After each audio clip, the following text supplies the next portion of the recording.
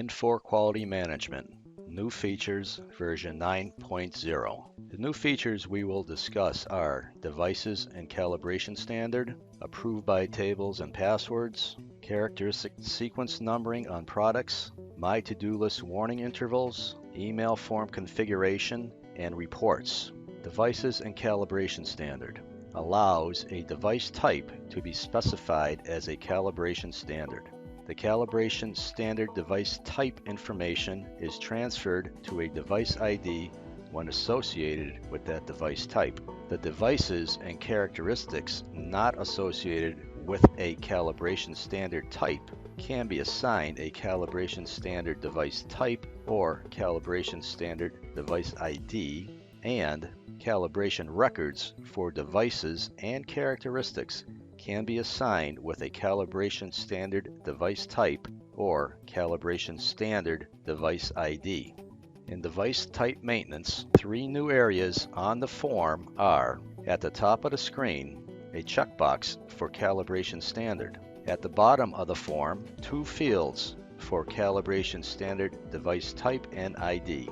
Checking the calibration standard box identifies the device type as a calibration standard. If the device type is not a calibration standard, the fields for standard, device type, and ID can be used to identify which standard will be used in calibrating device characteristic.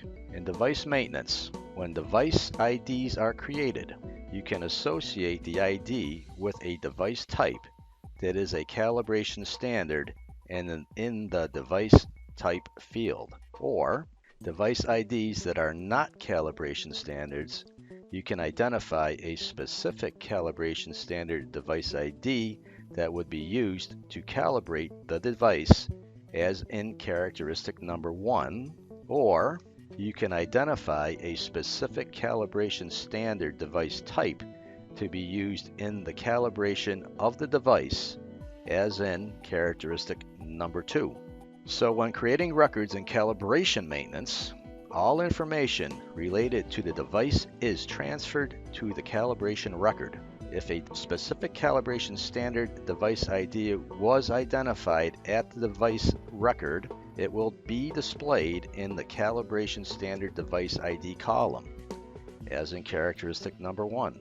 If a calibration standard device type was identified at the device record, then you can insert a specific calibration standard device ID that is of that device type that is being used in the calibration record. Approver tables and passwords. In approver tables, the logged in user will be prompted to enter a password when changing the status of the record from pending to approved or not approved. In Application Global, the General Approval section, a checkbox for Always Require Password is available for this feature. Also, in Application User Maintenance, the IQM Authorization checkbox must be checked for this feature to work. Approver tables are located in Product and Document Change Request, NCM Disposition and Verification, Corrective Action, Product Data Collection, Job Descriptions, and Skills Maintenance Forms.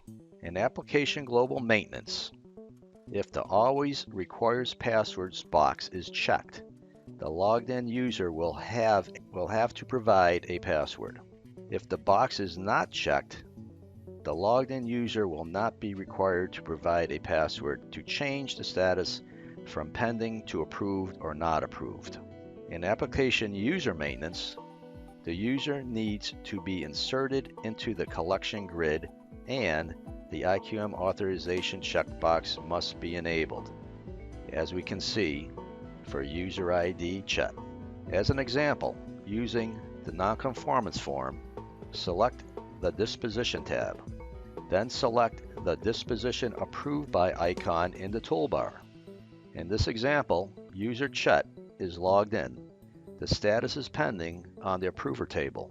Changing the status from pending to either approved or not approved will display a pop-up window to add a password. Entering a valid password will allow the status to be changed to approved or not approved. An invalid password will not allow the pending status to be changed. Then save the record. Characteristics and sequence numbering is available in Product Maintenance, Product Inspection Plans, and Product Data Collection. In Product Maintenance, the Characteristics tab, enter your characteristics and use the up and down arrows to sort. In Product Inspection Plan, a radio button, Inspect Sequence Number, is used to sort the characteristics. And in Product Data Collection, the Data Collection screen, a radio button, Inspect Sequence Number, is used to sort characteristics as well.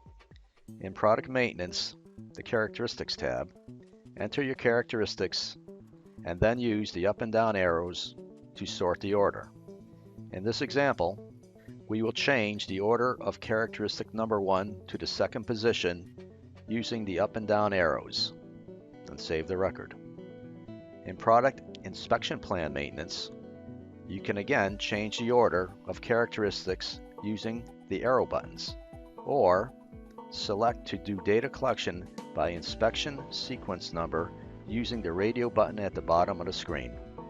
In Product Data Collection, select the data collection icon from the toolbar. The order of inspection is by sequence number, so there are now 3 ways to collect data: by characteristic number, sample number, or sequence number. My to-do list warning interval. My to-do list warning interval is a method for standardizing an advanced warning in days and is available for change orders, audits, and tasks, for products, documents, and processes. There is also a preference form to globally set the warning intervals. In Products Type Maintenance, there are 2 fields for Change Request Advance Notice and Audit Advance Notice in days. This information transfers to product IDs associated with the product type. In this example, we have a 3-day advance notice for change requests and 2 days for audits.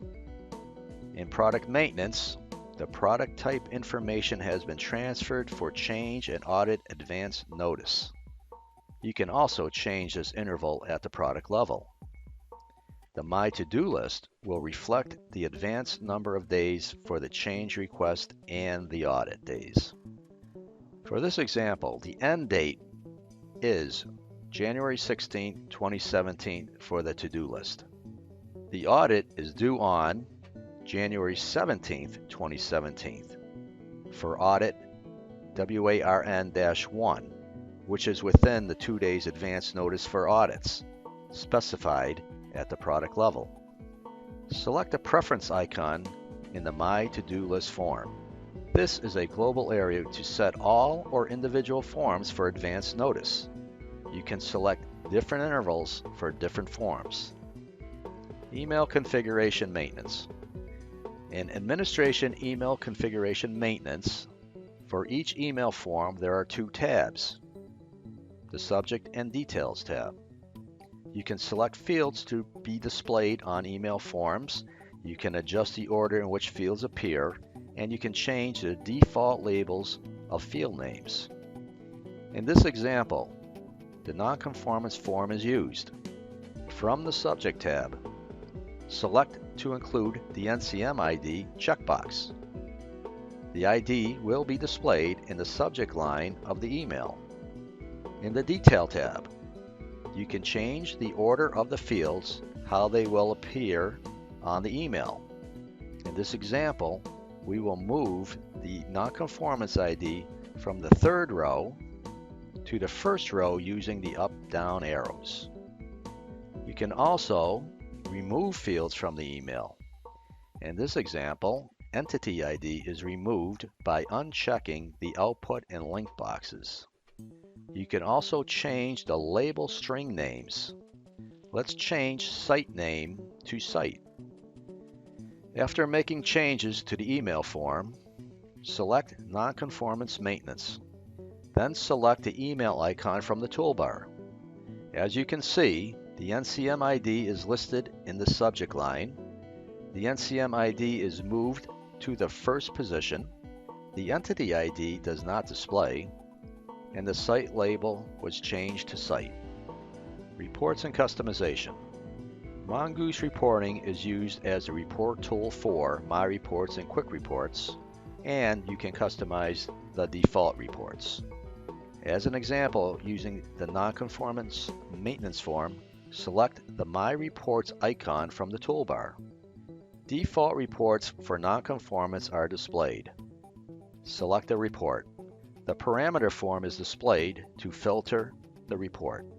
When done filtering, select the Print Report icon from the toolbar.